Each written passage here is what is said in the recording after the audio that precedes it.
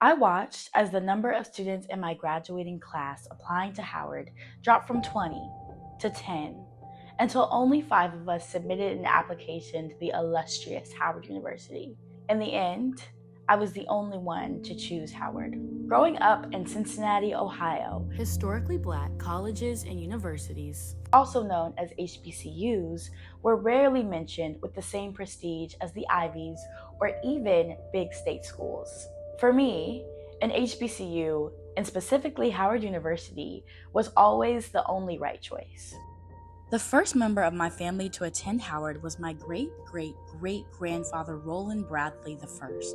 Roland I was an accounting student, sent to Howard to pursue an education during an era where most black families were still just 2 generations removed from slavery. He was the first, but he certainly was not the last. 5 generations later, and I'm here too, walking the same grounds, going to class in the same buildings. Currently, I'm a junior at Howard, pursuing a degree in journalism and carrying forward a legacy that's been a century in the making. Howard and other HBCUs have woven themselves deeply into our lives. It doesn't matter if yours is the 4th or the 1st generation of HBCU graduates. These institutions change us. And more than that, they change the world. Doctors, CEOs, entrepreneurs, artists all find their calling on HBCU campuses across the country, often without being given the recognition that they deserve. Every single year, students choose HBCUs, despite the criticism that they will not be prepared for the real world. That is, the white world, if they embark on an educational journey where they are not the minority. They say HBCUs won't prepare you for the real world. I call BS. For my family and me, choosing Howard was never just about prestige. It was about coming home. Remember my great-great-great-great-great-grandfather Roland? As the first person in my family to attend Howard University, he set a standard that we all work to aspire to. But like I said, he might have been the first, but he was certainly not the last. My grandmother Joan did not just study at Howard. She taught here. Dr. Joan Payne is currently hailed as a professor emeritus at the Kathy Hughes School of Communications.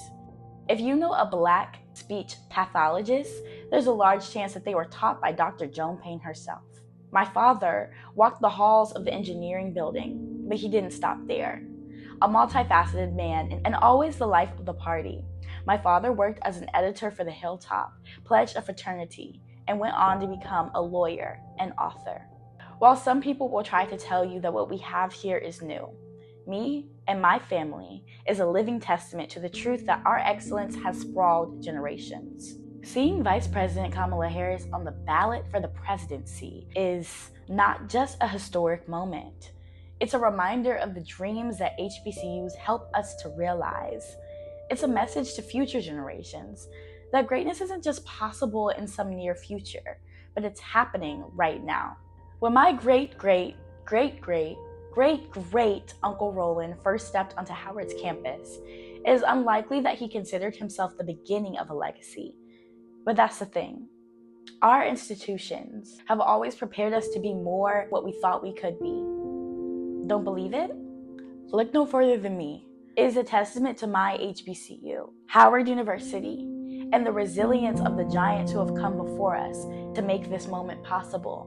My family's legacy and Harris's legacy are both woven into the story of Howard itself, a story of brilliance, defiance, and triumph. As Howard bred students and graduates, and HBCU students and alumni from across the country, we are all ready to show up to the polls and prove our greatness to the world. But make no mistake, we've always known exactly who we are.